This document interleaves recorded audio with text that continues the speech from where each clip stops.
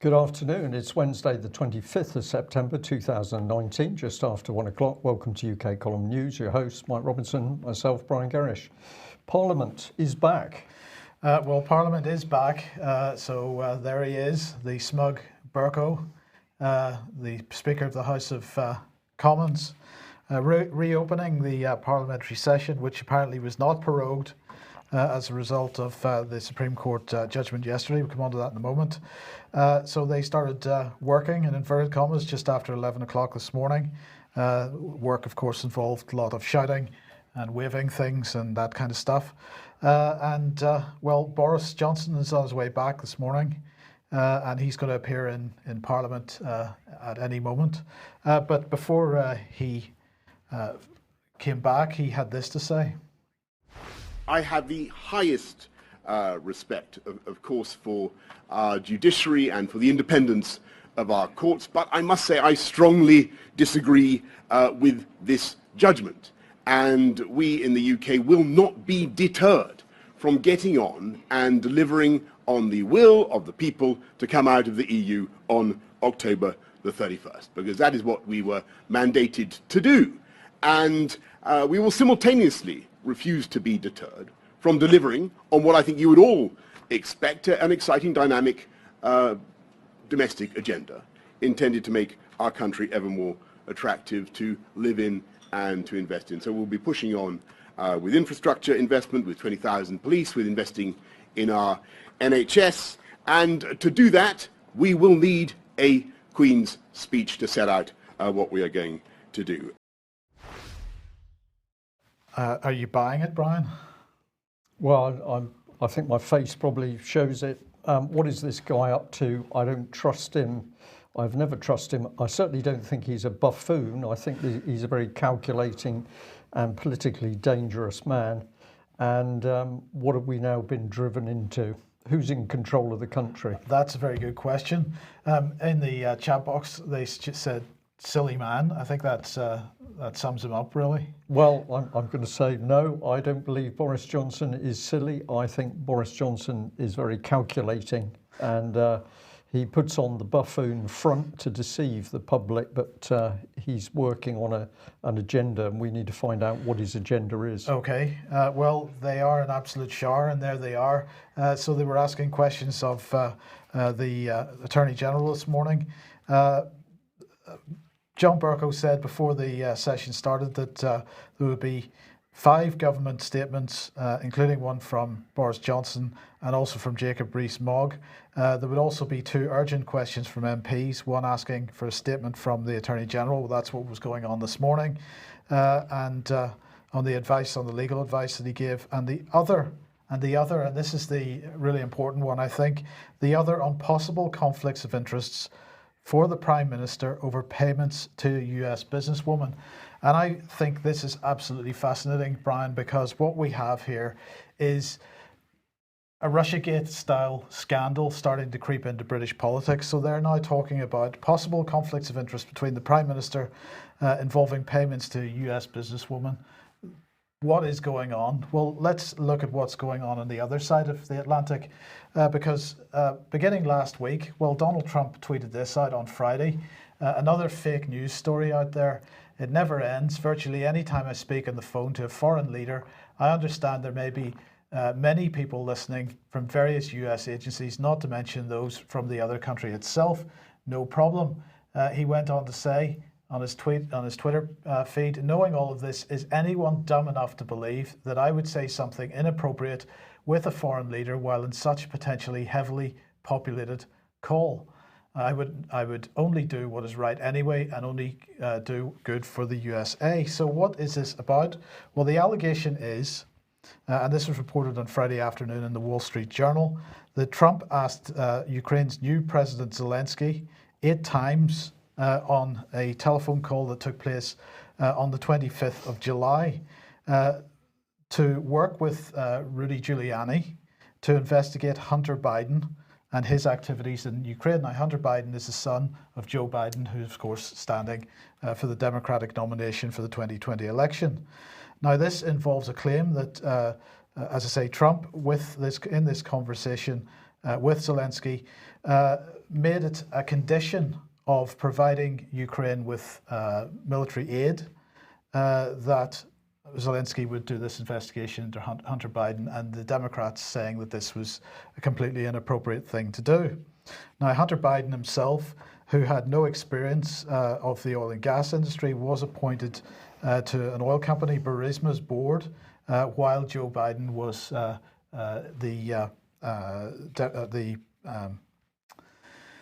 while he was working in the Obama administration, he was serving as Obama's man in Ukraine. He was going to Ukraine on a regular basis and so on.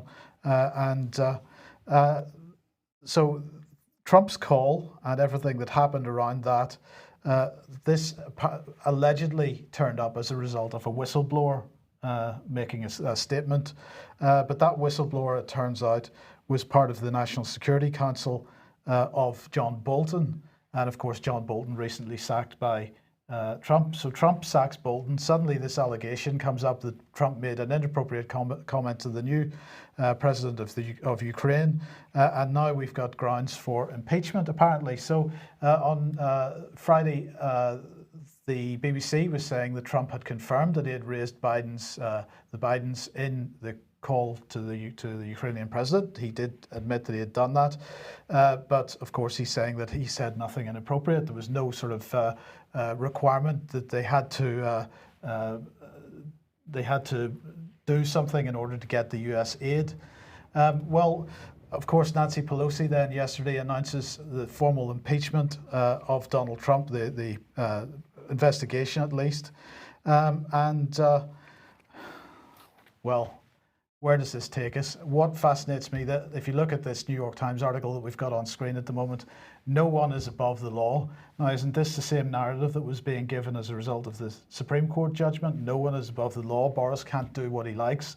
He has to follow the law. Yeah, so your key point here is that we seem to have two parallel agendas going on, UK and USA, and that's a remarkable coincidence, if that's true. Well, it's true that there is that there's very similar events going on both sides of the Atlantic. And if you take a step back and you say that in the middle of 2016 we held a referendum. The result of the referendum was as it was, but clearly Parliament and many others in the British establishment not happy with the result of that referendum. And what have we seen in the last 3 years following that? As the UK column predicted at the time, we've seen absolute chaos develop to the point where Britain is ungovernable. It is ungoverned. It's ungovernable. We've got absolute chaos. Exactly the same going on in the United States. In that case, a president was elected that the establishment didn't like very much, and in fact the British establishment doesn't like very much at all. We've had British interference with the Steele dossier and so on, which sparked off a whole Russiagate probe, which has kept US politics in absolute chaos as well, and they haven't been able to take any steps forward with respect to any kind of serious governing of the nation and actually doing anything for the people. Trump has been fighting Congress every step of the way. And so the parallels on both sides of the Atlantic are absolutely amazing, in my opinion. But the other interesting parallel is that in the process of all this chaos, if we look in the UK side, we've got the Labour Party, the Lib Dems, the SNP, all the opposition parties digging this massive hole for themselves, effectively destroying their future ability to form a government themselves in the future. And in the US, we have exactly the same situation. Now, remember, the allegation here is that Donald Trump, in a conversation with President Zelensky, made it a condition of aid to Ukraine that an investigation into Hunter Biden would take place. Well, Trump says that there was no quid pro quo going on there at all, that he did ask for that investigation, but there was not a condition placed on it. Contrast that with this. This is Joe Biden speaking at the Council on Foreign Relations a few years ago. I remember going over convincing our team, or others too, convincing us that we should be providing for loan guarantees. And I went over for, I guess, the 12th, 13th time to Kyiv, and I was supposed to announce that there was another $1 billion loan guarantee. And I had gotten a commitment from Poroshenko and from Yatsenyuk that they would take action against the state prosecutor, and they didn't. So they said they were walking out to press conference. Said, "No," I said, "I'm not going to, or we're not going to give you the $1 billion." They said, "You have no authority. You're not the president." The president said. I said, "Call him." I said, "I'm telling you, you're not getting the $1 billion." I said, "You're not getting the $1 billion. I'm going to be leaving here." And I think it was, what, 6 hours? I looked, I said, "I'm leaving in 6 hours. If the prosecutor's not fired, you're not getting the money." Well, son of a bitch. Got fired. And they put in place someone who was solid. I don't really know what to say to that. So Joe Biden, who's effectively making the allegation that Trump has committed some inappropriate act by raising an issue involving his son in Ukraine with the new Ukrainian president, has admitted to the Council on Foreign Relations that he actually did make it a condition of aid that something happened. In this case, the Obama administration wanted to see Ukraine fire the state prosecutor. And I think he's being very, very honest in that admission there. This is how deep state politics works. On the surface, we've got the veneer of honourable gentlemen, honourable men and women carrying out politics in the best interests of the nation state. And actually what we've got is a fiefdom operating. Absolutely, but of course, this totally undermines this whole impeachment process, and they have effectively committed political suicide by attempting to use this issue as the issue I mean, and it maybe demonstrates a little bit of the desperation that they feel that they have, that this is the last attempt to get rid of him before the 2020 election. But anyway, the parallels between both sides of the Atlantic I thought were pretty interesting. Now, of course, the Supreme Court judgment itself, that came out yesterday. Lady Hale, the head of the Supreme Court, said the decision to advise Her Majesty to prorogue Parliament was unlawful because it had the effect of frustrating or preventing the ability of Parliament to carry out its constitutional functions without reasonable justification. So she decided, or they decided, that there was no reasonable justification for Trump doing what he did. Now, many people actually were commenting on Twitter, aside from the, I have to say, the absolute anger over what's taken place. What took place there. Lots of people commenting on what she has on her shoulder, made of diamonds apparently, so it can't be inexpensive. No, but it seems a utterly bizarre thing to wear for the delivery of a very important result. Significance of the spider. Interesting, yes. Well, some people on Twitter already getting onto who actually sat on this panel of judges in the Supreme Court. And James Gray here saying Lord Sale was one of the 11. And he was making the point that this was Lord Sale is a judge who was on the Gina Miller Article 50 case. He was a judge who was on the Gina Miller suspension of Parliament case and a legal advisor to Tony Blair's government. And his point was that Boris never stood a chance. Yep. Well, we're going to start looking a bit more deeply into this and for Friday's news programme, and we're probably going to have quite a bit more information on the other judges that were involved in this. But yeah, so we can have a look at who has actually made the decision and what their allegiances are and what their background is. And of course, north of the border in Scotland, this is a very, very serious issue because, of course, the Scottish judges haven't want their private interests to be revealed to the public. What is going on, who appoints these judges and who really holds the power. So I think Friday's going to be interesting. Well, while the Brexit smokescreen continues, we're just going to remind people that the warnings continue about what's happening to UK's armed forces. And this was a talk that Sir Julian Thompson took part in on the 16th of September 2019. Veterans from Britain put this little film clip together. We'll show you more of this on Friday, but essentially encourage people to go and have a look.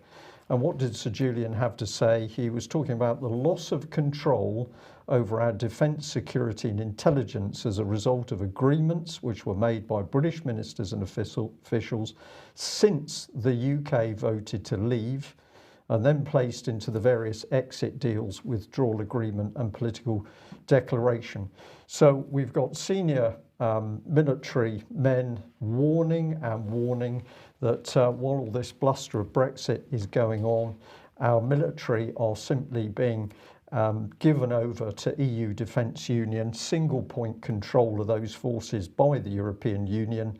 And it's as if this is not happening because it's not being reported in the BBC, it's not being reported in the mainstream press, it's not being reported by the political parties. And of course that is the aim, to make sure it happens as covertly as possible. So more on that on Friday. Now let's have a look. What are our security services doing? Well, probably not what we think they are. And the Times here has been covering this very interesting story of basically an American policeman. He's also an ex-US Marine, but he was party to information about the Epstein case.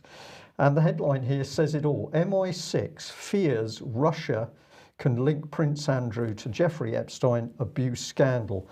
The Kremlin may have obtained details of claims of the Duke's involvement from a former Florida deputy sheriff now living in Moscow.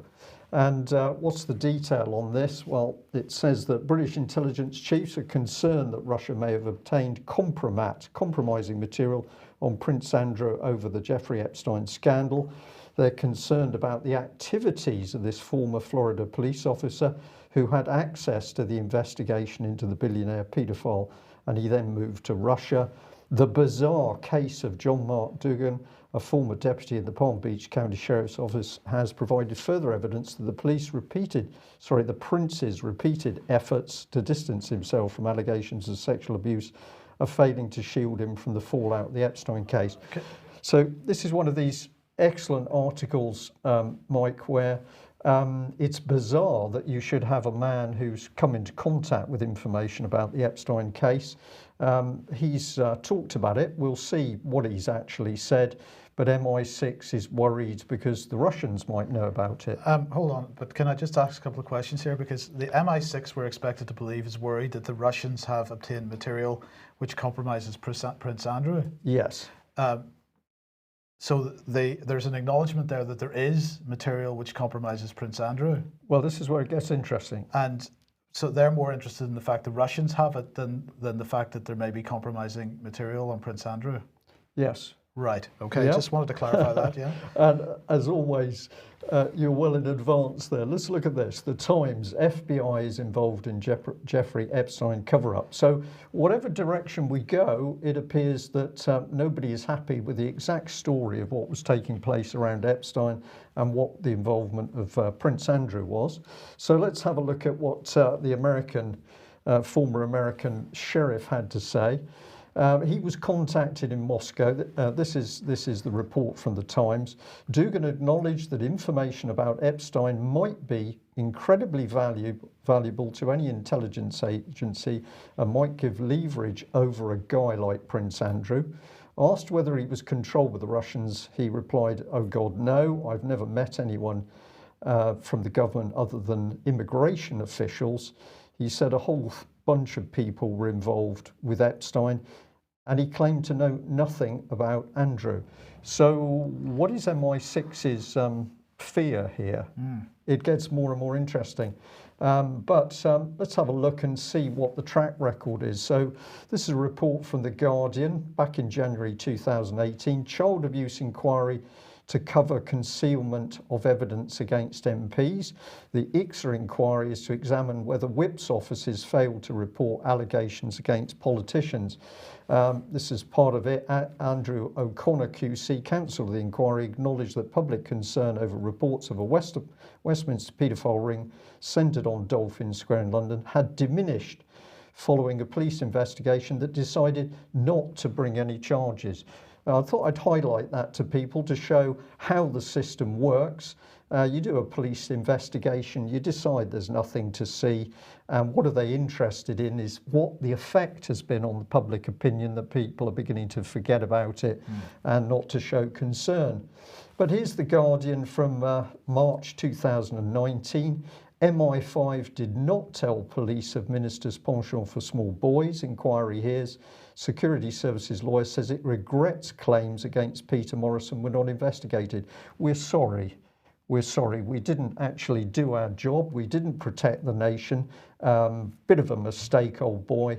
We'll carry on as normal.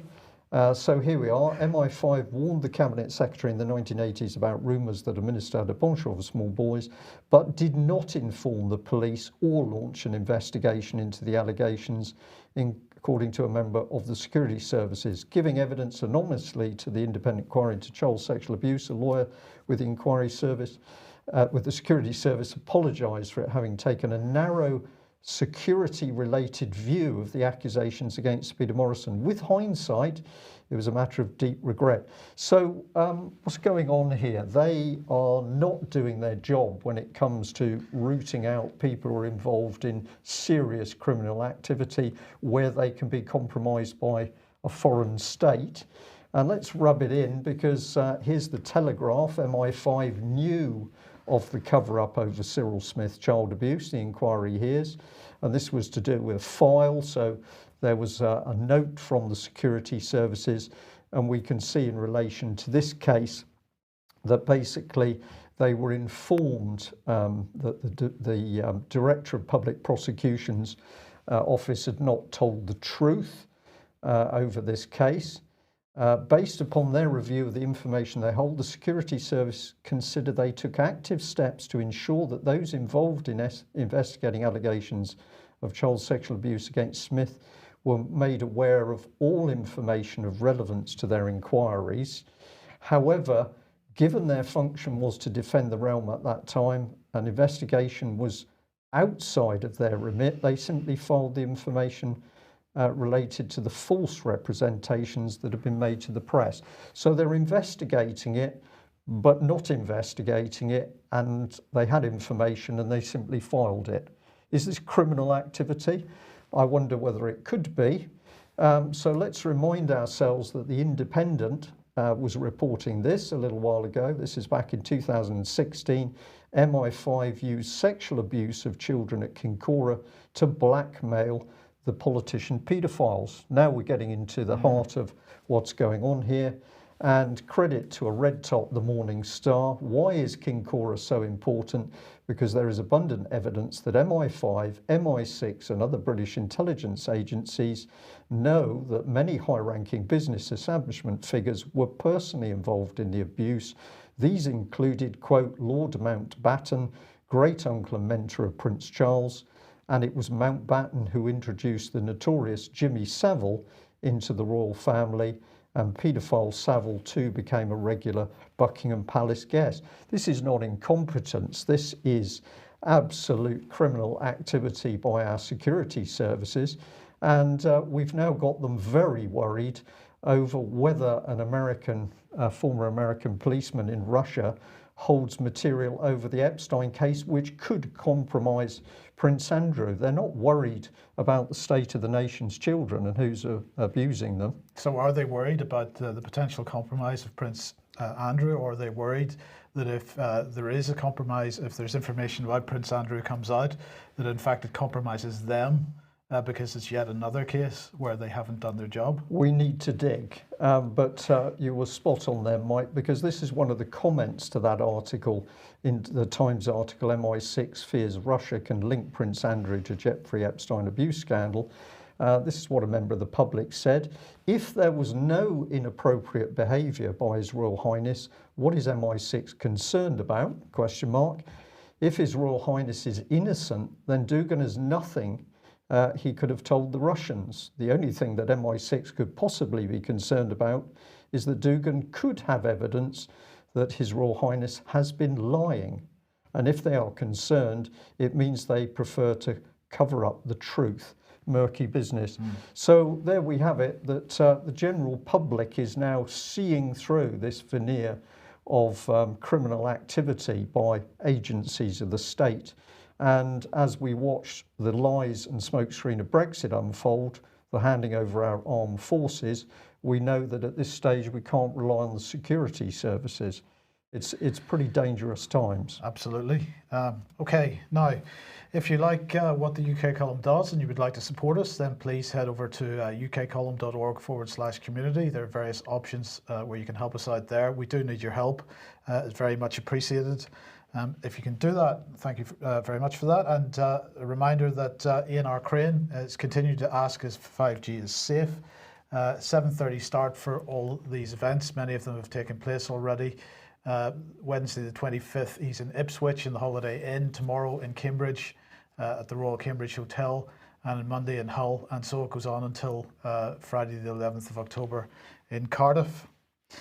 Now, well, this was tweeted out by Andy Wigmore earlier. Yesterday, National Crime Agency clears Aaron Banks and leave EU after finding no evidence that any criminal offences have been committed. Just saying. Aaron Banks has said he's considering legal action against the Electoral Commission after this criminal investigation against him and the Leave EU group was dropped. The National Crime Agency issued a public statement.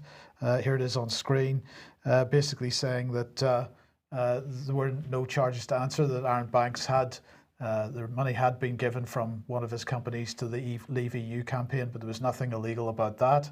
And in fact, he had committed no criminal offence whatsoever. The allegation was that the allegation, of course, resulted in a £70,000 fine by the Electoral Commission in May last year. Well, the Electoral Commission has issued its own statement following the National Crime Agency's announcement. We're concerned about the apparent weakness in the law, they say, highlighted by this investigation outcome, which allows overseas funds into UK politics. We've made recommendations that would tighten the rules on campaign funding to deter breaches and deter breaches. We urge the UK's governments to act on those recommendations to support voter confidence. And then they went on to say significant sums were spent on campaigning at the 2016 EU referendum, and it's vital that voters have transparency over the way these campaigns were funded. It is therefore right that suspected offences are investigated by appropriate authorities, as the NCA has done in this case. Well, that statement may well stand, but the fact of the matter is that no criminal offence was found to have taken place, but the Electoral Commission still issued a fine, and so Aaron Banks about to take some legal action of his own, and really, bearing in mind what we're seeing everywhere else with respect to Brexit, the question has to be asked: was the Electoral Commission, was this some kind of vendetta against the Leave campaign because they were upset with the result themselves?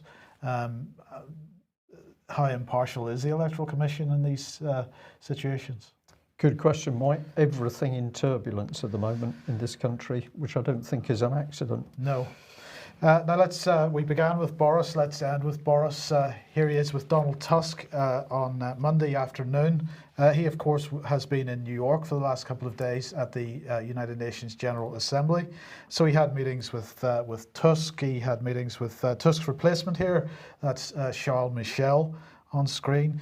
And he also met with Jacinda Ardern, who's the New Zealand Prime Minister, with Imran Khan. He also met Turkey's President Erdogan and Ireland's Prime Minister Varadkar.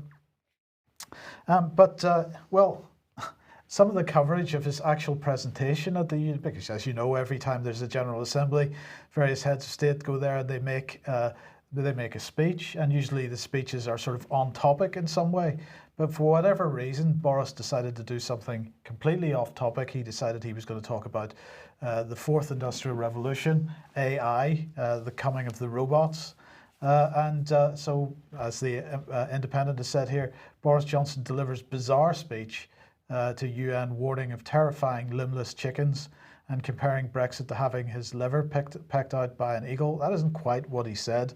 The Sun's take on it: Boris Johnson compares himself to Greek god who had his liver pecked out for giving fire to mankind in Brexit quip at UN. So what he actually said was that Brexit is a never-ending torture, basically. His only reference in the 15-minute speech to Brexit was this quip where he said that Brexit was a never-ending torture, or so some parliamentarians would have it. I'm not going to bore you with the speech in general, but there was one little aspect of the speech that I thought would be of interest to people watching. Let's have a listen to this. It is a deep human instinct to be wary of any kind of technical progress. In 1829, they thought that the human frame would not withstand the speeds attained by Stephenson's rocket, and there are today people who are still actually anti-science. A whole movement called the anti-vaxxers, who refuse to acknowledge the evidence that vaccinations have eradicated smallpox, and who by their prejudices are actually endangering the very children they want to protect. And I totally reject this anti-scientific pessimism.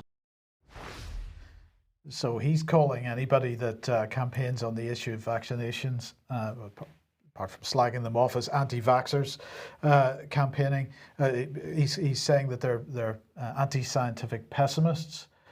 This is a complete misrepresentation of everybody that I know in that particular area of campaigning, and they tend to be generally extremely pro-science, but they're totally anti the misuse of science to promote profits for multi-billion-dollar companies. Yeah, and where are we here? That if you dare to question anybody who puts a scientific view across, you're in trouble with this man. So this is pretty dangerous, Mike, and there's a reason why he's delivered this.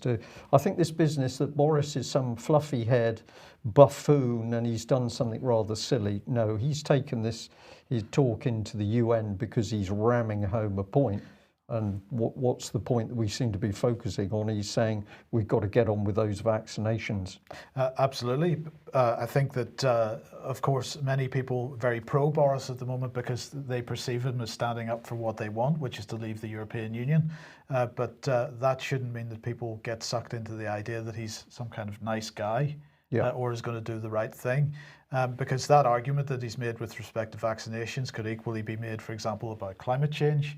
There are many questions to be asked and answered, but if you're not allowed to ask them, what he is representing there is the most extreme shutdown of free speech and inquiry. Yeah, and that, I'm sure, is the key topic. Now, I'm going to end by giving a little update on Melanie Shaw. I was able to visit Melanie yesterday in Rampton. And I'm going to say once again that it is very clear that Melanie is receiving some really good care in Rampton Hospital. I have to say the staff I have met have been really excellent, and it's quite clear that under their help and guidance, Melanie is making good progress. A situation at the moment remains very delicate, but I think it's heading in a very positive direction. She'd certainly like to thank everyone who's been writing to her, sending cards, and she wants to thank everybody who's supporting her. And I've added it in a calm, measured way because it's quite clear that some of the support for her is not of that form. If you are really there to help and support Melanie Shaw, it is very important at the moment that the support for her is calm, measured, reasonable and appropriate.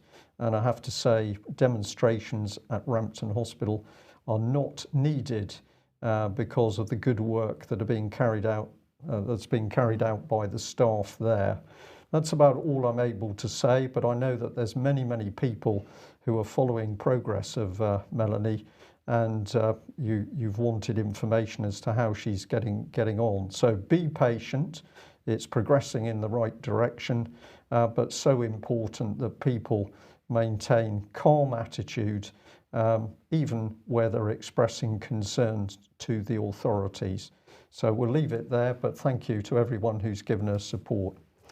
Okay, so we'll be back on Friday, and we're going to take an in-depth look at what's happening with the situation around Brexit and the state of UK as a whole. So effectively a UK column news special this Friday. Thanks for joining us. Bye-bye.